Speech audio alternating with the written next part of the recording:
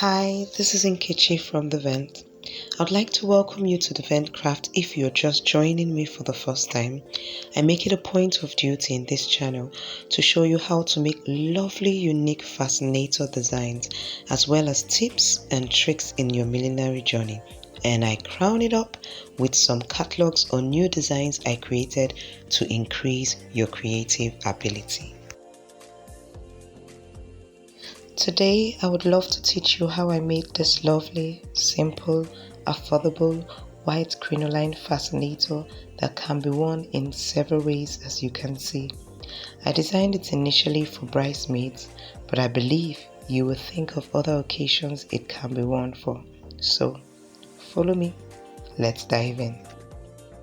So here are the materials we'll be needing. Our electric glue gun, of course, with your candle gum attached to it. Then we'll be needing our cutter. The small cutter is okay, you don't need the large one. Then comb. Then a flower accessory. This you can find in the tailoring shop. They sell it. Then you'll be needing scissors, your needle and matching thread to the crinoline you're using. This is our 7 width crinoline, and this is the base we have already made. If you look up right now, you will see a video showing how to make this base. Then we have our measurement tape. So the first thing we're going to do is to measure out what the crinoline we're going to use, what I call the rabbit ears. Now before I proceed, that base that we have there is made with 30 inches of this crinoline, 30 inches. So now back to where we are now. So I'm going to measure 18 inches. Can you see? That's 18 inches. And I'm going to take my scissors and cut it. This is what I'm going to use to make my rabbit ears.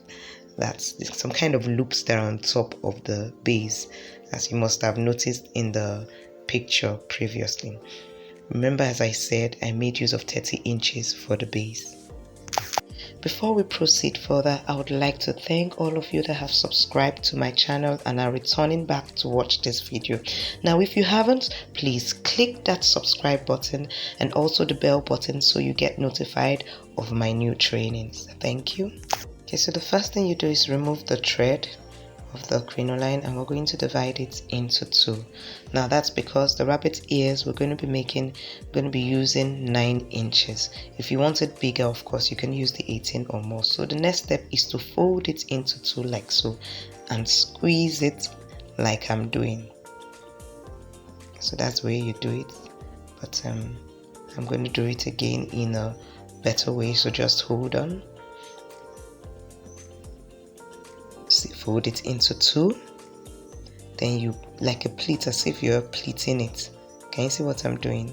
Grabbing it like so from the edges, then you push it in there so that it will curve in. I hope you got it. So you take your matching thread and your needle and then sew.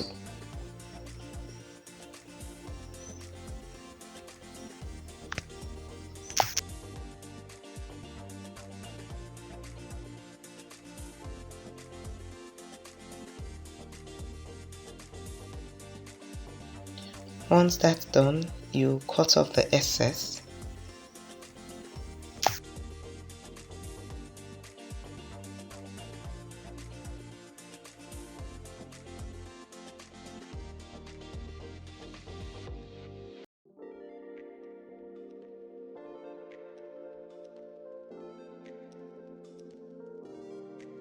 So we're going to do the same to the other 9 inches.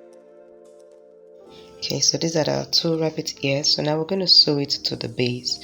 Remember, the base I said is 30 inches, and if you check the description in the channel below, you would see my other video on how I made this base.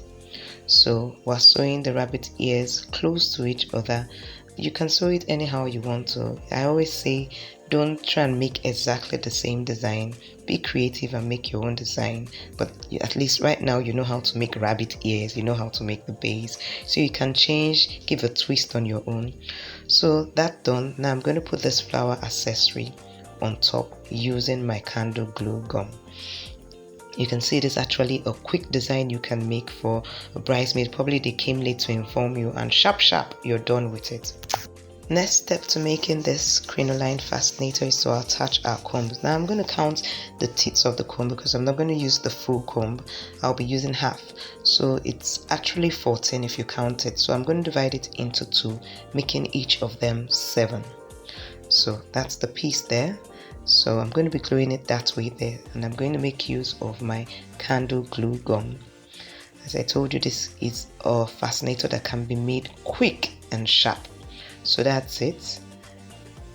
Then I take my bias. These are bias that I've cut out in the length to cover these 2 places. So I'm also going to use my candle glue gum to stick it there. So I just put the candle glue gum on the edges there. Make sure it doesn't reach the complete edge, if not it will spill and stain your work. Then I glue it down like that, and do on the other one so it will cover the comb very well and make it look neat. If you have gained value from this video, please do give me a thumbs up, and do let me know in the comment section what is the new thing you learned from this video. What is the new thing that you didn't know how to do? Let me know. So this is our fascinator, nice and looking lovely, isn't it? Check out the pictures and the different ways they can be placed. I think this is nice. What do you think? Let me know what you think about this fascinator in the comment section below. Okay, till I meet you next time, stay cool. Thanks for watching.